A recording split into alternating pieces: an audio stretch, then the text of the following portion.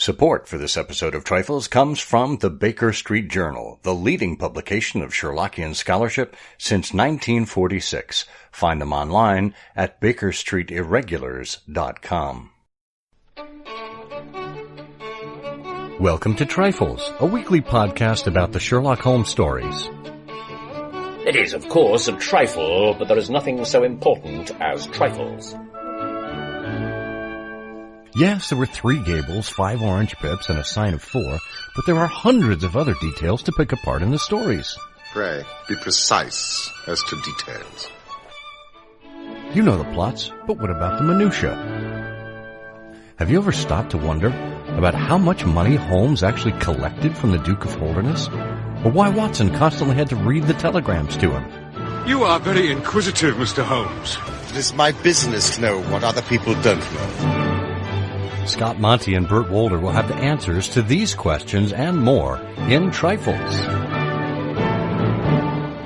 The game's afoot. Episode 180, The Eternal Triangle. Hello and welcome to Trifles, the Sherlock Holmes podcast where we talk about the details in the Sherlock Holmes stories. I'm Scott Monty. I'm Burt Wolder. And Burt, I am your eternal isosceles. I don't know. It's all right angles to me. I wake up every morning as a parallelogram. It makes it hard to get out of bed. You're such a square.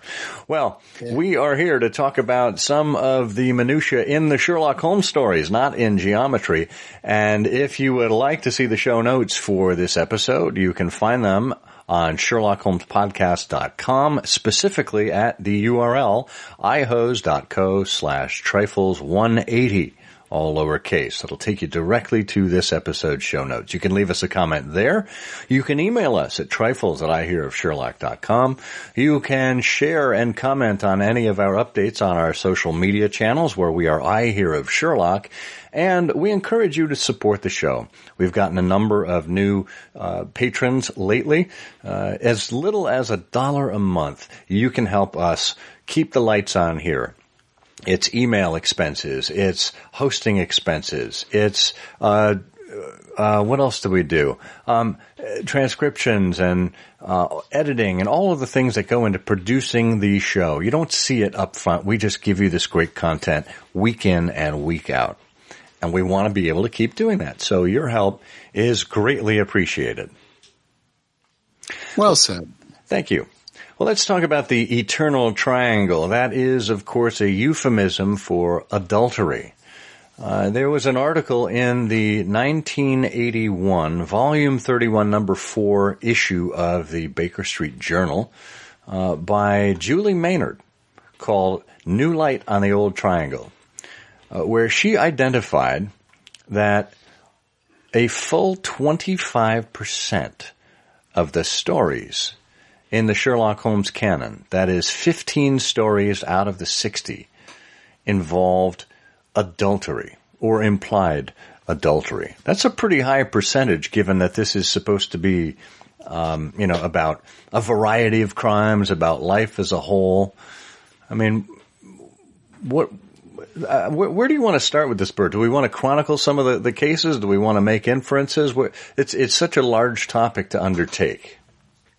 Well, we could dig into it in a variety of ways. One is, the nature of love and the nature of the attractions between these people, because there is a lot of variance. You could poke some holes, as we probably will, in Julie Maynard's list here, because while person A can have affection for person B, the idea of saying, well, that's implied adultery, that's a little bit of a reach. But basically, the lovely thing about the cases of Sherlock Holmes and the writings of Conan Doyle is that most of the time his tales, his stories are about fairly real people. You know, we talk about this from time to time. And what do real people get up to? Well, Conan Doyle knew from his own stories, from his own personal experience, his own observations, that people of the opposite sex can develop very strong affections and ties to people, and occasionally they're the wrong sort of people for a variety of reasons, particularly when you're married to somebody else. And I think the nice part about this list is that it shows that he brings this section of affection, people, the mechanics of these relationships to life in interesting and different ways. Yeah, I mean, which you don't find. You know, you look at other people who were writing around this time, and even the popular mystery writers. Take Agatha Christie off the table, because Agatha Christie was primarily someone who was focused on ingenious plots, her aspect of storytelling. But, you know, you don't find this in the Dr. Thorndike stories. You don't really find this in Dorothy Sayers' Peter Wimsey stories. You certainly don't find it in E.W. Horning. It is a similarity with Poe, you know, and Poe, of course, was a great influence on Conan Doyle. So it's one of the things that makes this literature interesting.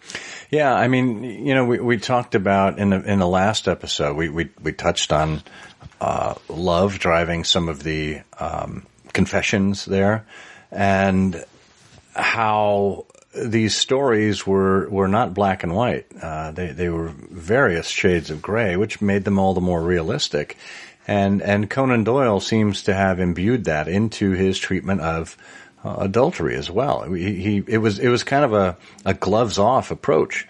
This was not the whitewashed, prim Victorian way of thinking about things, or wishing things were the way they weren't. He was very realistic in his approach, and I think that realism may have come in some ways through his own experience. You know, as you note, people around him, the world around him, and, you know, even getting as close to his own relationships.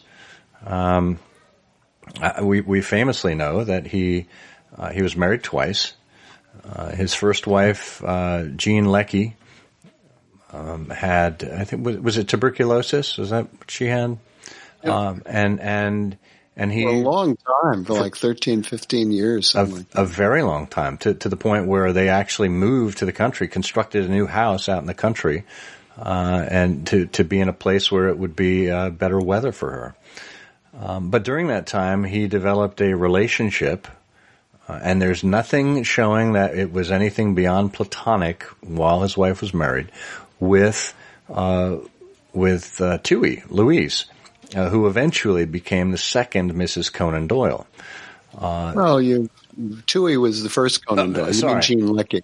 Sorry. Yes, you're right. But he developed this relationship while his first wife was still alive. Didn't act on it that we know of. Certainly didn't get married until after his first wife had passed, and he waited a respectable amount of time. And I don't think we would have expected anything less of a man of honor like Conan Doyle.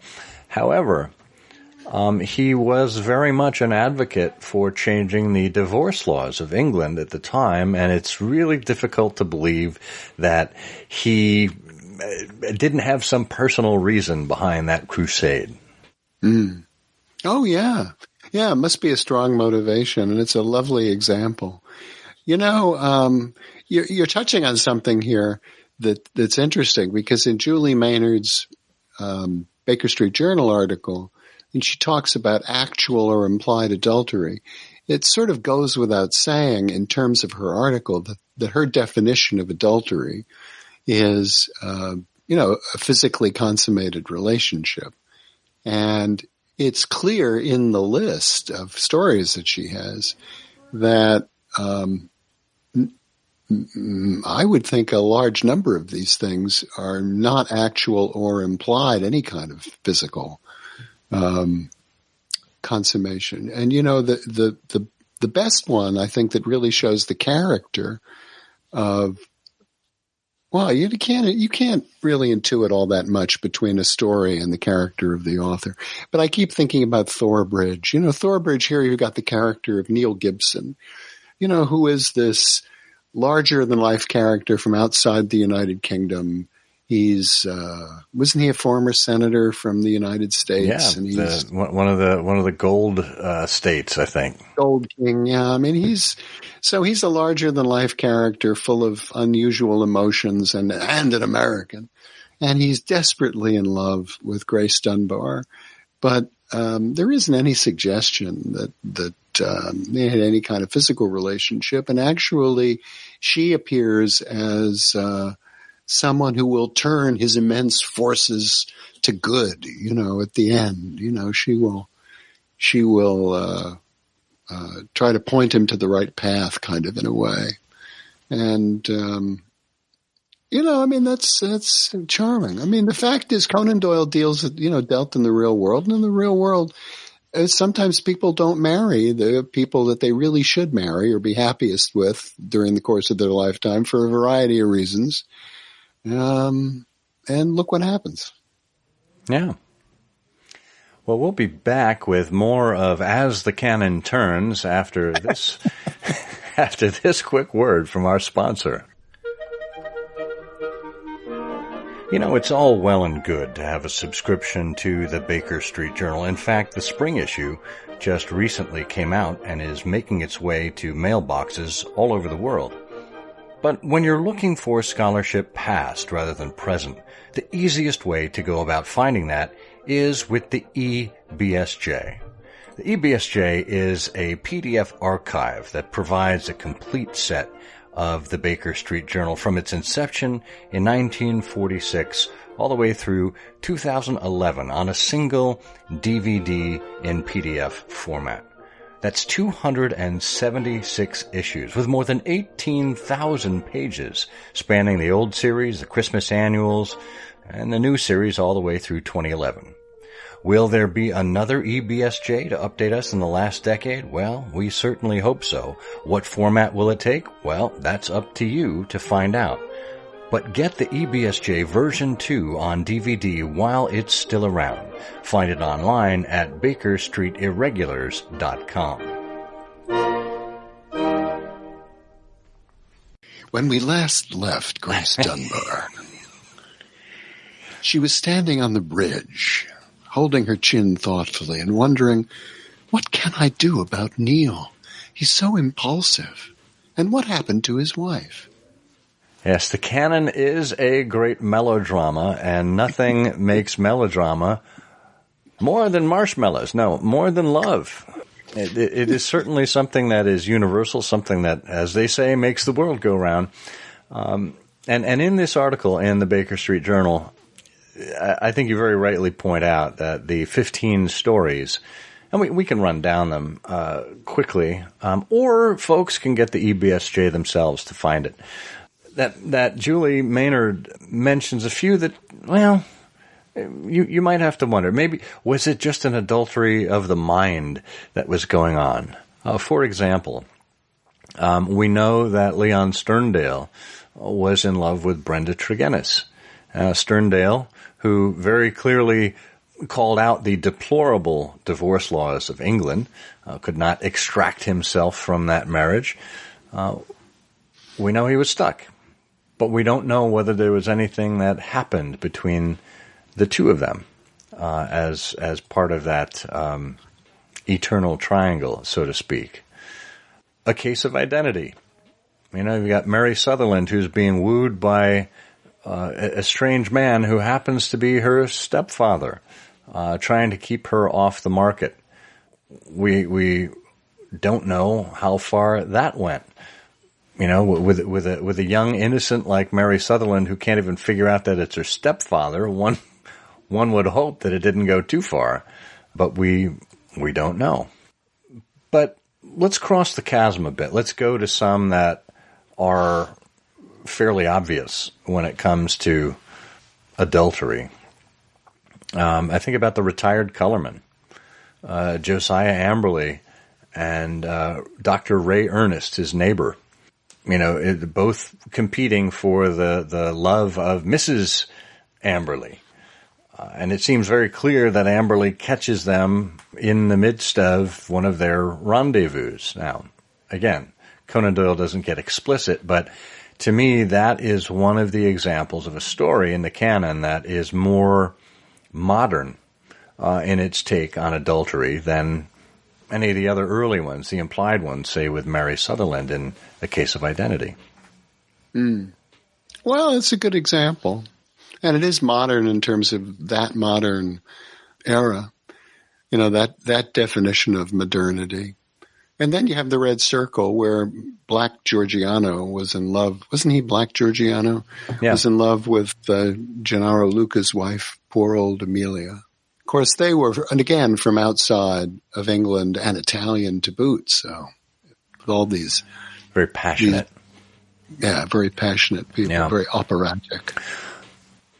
Similar to the Retired Colorman, an earlier story, we keep coming back to it, is The Cardboard Box. Interestingly enough, this story was lifted out of the memoirs, out of the collection of the memoirs, and put later on. I think it was put into His Last Bow. Yes, it was. Simply because the publisher thought that it was a little too, and I don't know if it was Conan Doyle or the publisher, but somebody who is responsible for bringing it to the public thought that it was a little too risque for the audience of that era. And it's a very similar kind of situation that we see in The Retired Colorman. A man has a wife that is unfaithful to him.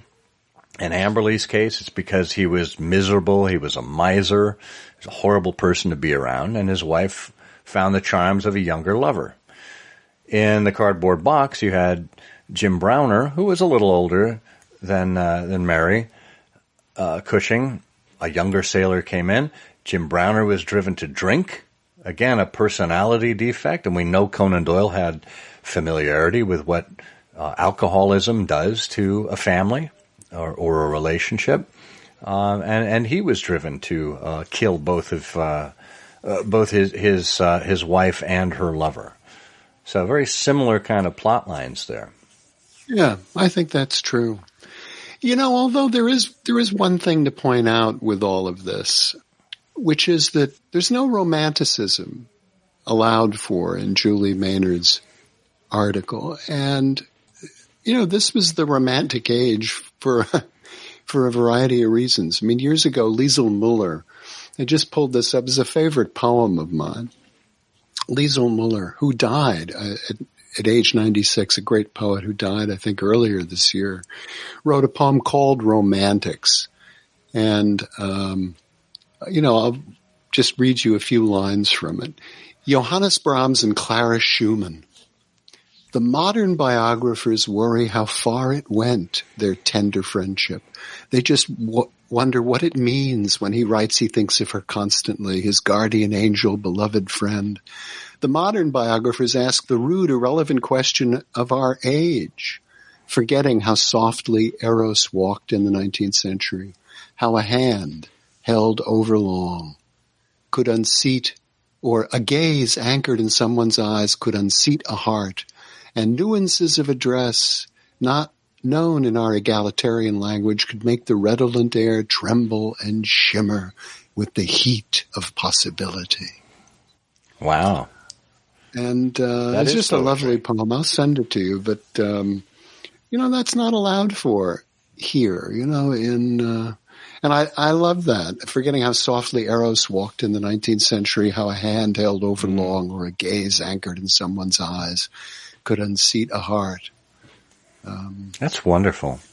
Well, it certainly makes my example pale in comparison when I turn to that mid-20th century poet Soupy Sales, who referred to another kind of fidelity. He said, "Be true to your teeth, and they'll never be false to you." And that's a trifle. It is, of course, a trifle, but there is nothing so important as trifles. Please join us again next week for another installment of Trifles.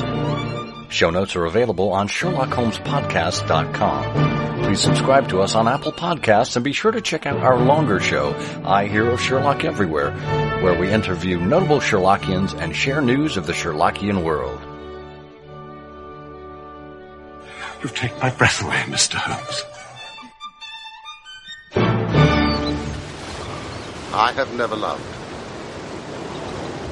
But if I did, and if the woman I had loved had met with such an end, I might act, even as our lawless lion hunter has done. Wouldn't you?